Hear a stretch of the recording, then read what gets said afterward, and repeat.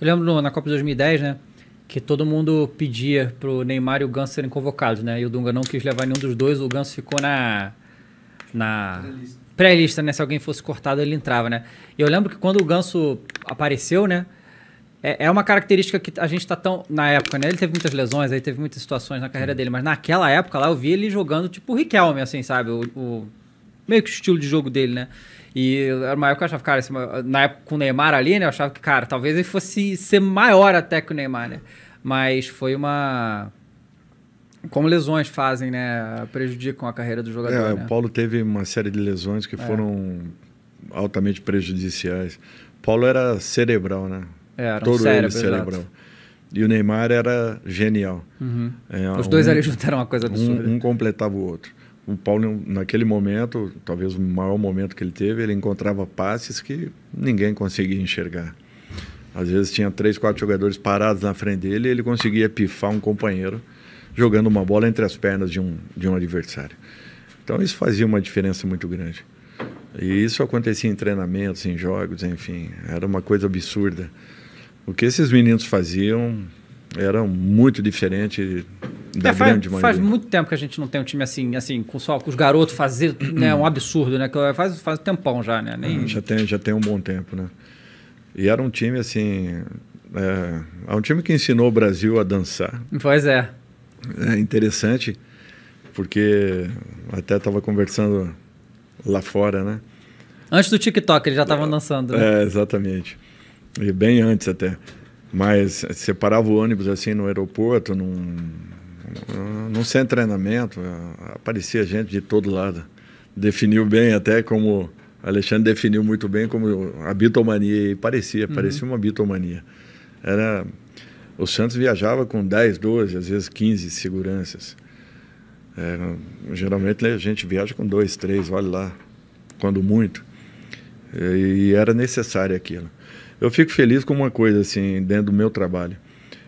Eu sempre dei muita atenção às categorias de base, todos os clubes que eu passei. Porque eu nunca tive um cheque em branco para contratar. Nunca. Nunca tive. No Brasil é difícil, né? Muito difícil. Nunca tive a liberdade de contratação, de trazer aquele jogador que eu gostaria, que eu queria. Por exemplo, eu fui atrás do Bruno Henrique quando ele estava no Goiás e ele foi vendido. Só consegui trazê-lo quando ele estava na Alemanha para o Santos. É um exemplo, né? Que você às vezes não consegue competir em igualdade, você tem que ser criativo, né? Ser criativo, tá atento ao mercado. E eu sempre valorizei muito as categorias de base. E participei ou do processo de formação ou da finalização da formação, porque quem forma são os treinadores da base, não somos nós, treinadores do profissional. Quem forma, na realidade, são os trabalhos da base, aqueles que não aparecem, que não têm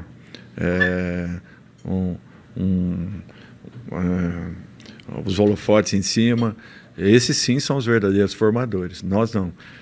Nós damos a oportunidade. E o meu trabalho sempre foi pautado em cima disso. Última seleção da última Copa, nós tínhamos 14 jogadores que nós iniciamos de alguma maneira ou estivemos no meio desse processo todo. E eu fico muito feliz com tudo isso. O ano retrasado, quando o Coutinho, né, foi para o Barcelona, se não me falha a memória, e o Neymar para o PSG, foram os 2 jogadores mais caros do futebol mundial. E trabalhamos com os 2 com 16 para 17 cada um.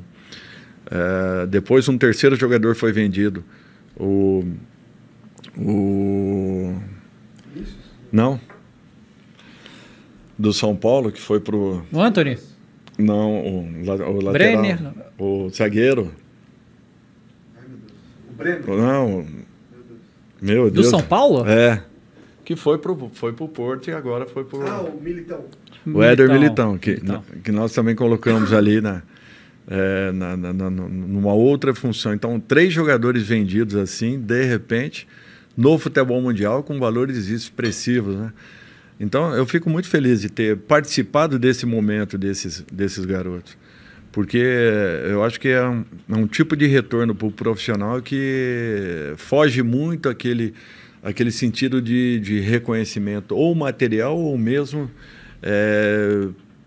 por parte assim da mídia de um modo geral, essa satisfação de você lançar um garoto e de repente ver o resultado ali na frente, como agora por último o Lucas Veríssimo.